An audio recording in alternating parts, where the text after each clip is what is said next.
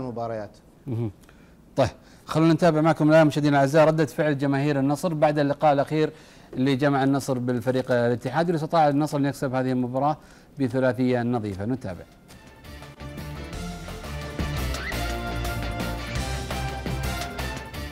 يا عالمي فوق حلق فوق ميعادنا دايم القمة، كل المنصات فاضت شوق اصعدوا من خلفك الأمة.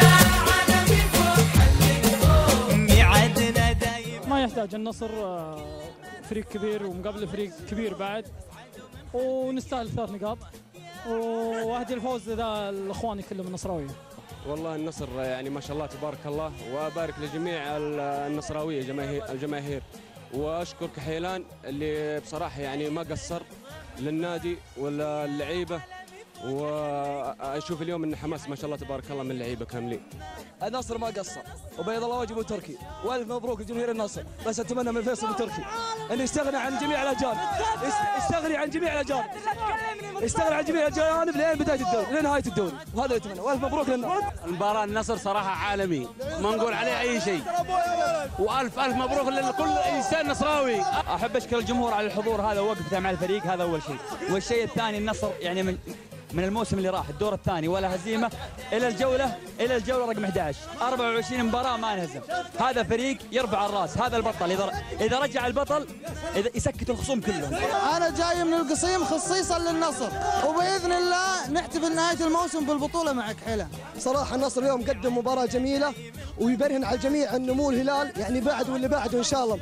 وان شاء الله بس ابغى مدرب كرينو يثبت على التشكيله، وأوصل الجمهور يعني إذا فزت يا عمي مبروك، وإذا ما فزت خلاص أخرج ولسانك حلو. والله النصر ما في أحلى من كذا، نبارك للجماهير النصراوية واللاعبين، وعلى راسهم كحيلان اللي صنع فريق قوي ينافس الفرق المنافسة والكبار، وبإذن الله ما نطلع هذا الموسم إلا بكذا أكثر من بطولة بإذن الله. شكرا لجماهير العالم. النصر كويس دايم، بس عندي عتب على جمهور الرياض لازم يحضرون، ورسالة لمحمد نور وحسين عبد الغني، اتركوا جمهور الأهلي والاتحاد وخلوكم مع جمهور النصر. النصر قاعد يقدم مستويات من أول الدوري إلى الآن، رغم أنه قالوا حيقابل الفرق القوية، قابل الأهلي والأهلي فريق منظم، ثم قابل الهلال فريق منظم، ثم الاتحاد، وقدامنا الشباب اللي قاعد يسوي مستويات متصاعد الفريق.